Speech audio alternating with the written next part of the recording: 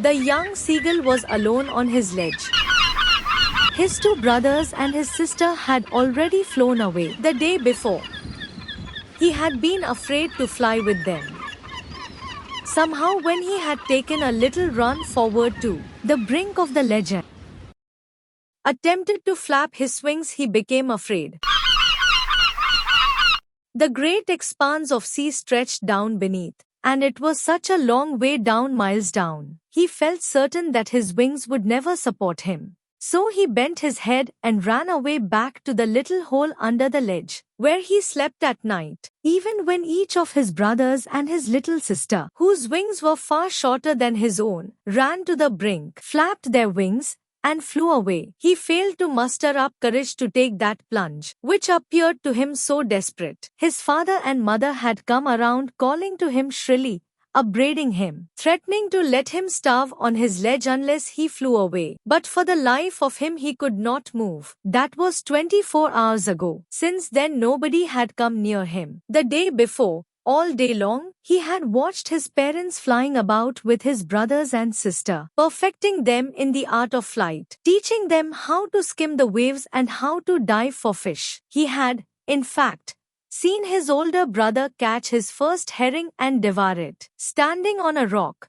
while his parents circled around raising a proud cackle. And all the morning the whole family had walked about on the big plateau midway down the opposite cliff, taunting him for his cowardice. The sun was now ascending the sky, blazing on his ledge that faced the south. He felt the heat because he had not eaten since the previous nightfall. He stepped slowly out to the brink of the ledge, and standing on one leg with the other leg hidden under his wing, he closed one eye, then the other, and pretended to be falling asleep. Still they took no notice of him. He saw his two brothers and his sister lying on the plateau dozing with their heads sunk into their necks. His father was preening the feathers on his white back. Only his mother was looking at him. She was standing on a little high hump on the plateau, her white breast thrust forward. Now and again, she tore at a piece of fish that lay at her feet, and then scraped each side of her beak on the rock.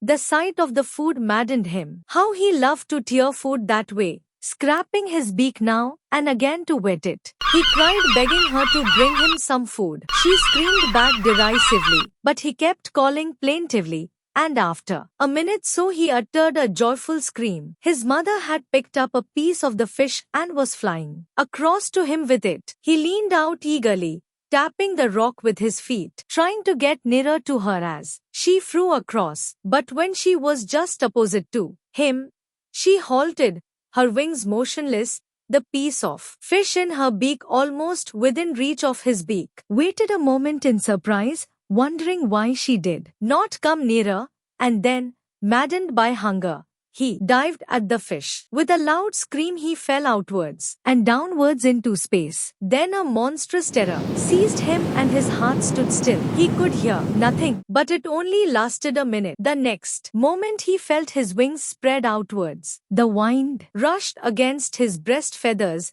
then under his stomach, and against his wings. He could feel the tips of his wings cutting through the air. He was not falling headlong now. He was soaring gradually, downwards and outwards. He was no longer afraid. He just felt a bit dizzy. Then he flapped his wings once and he soared upwards.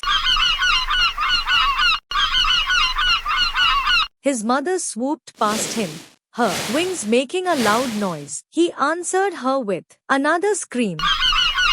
Then his father flew over him, screaming.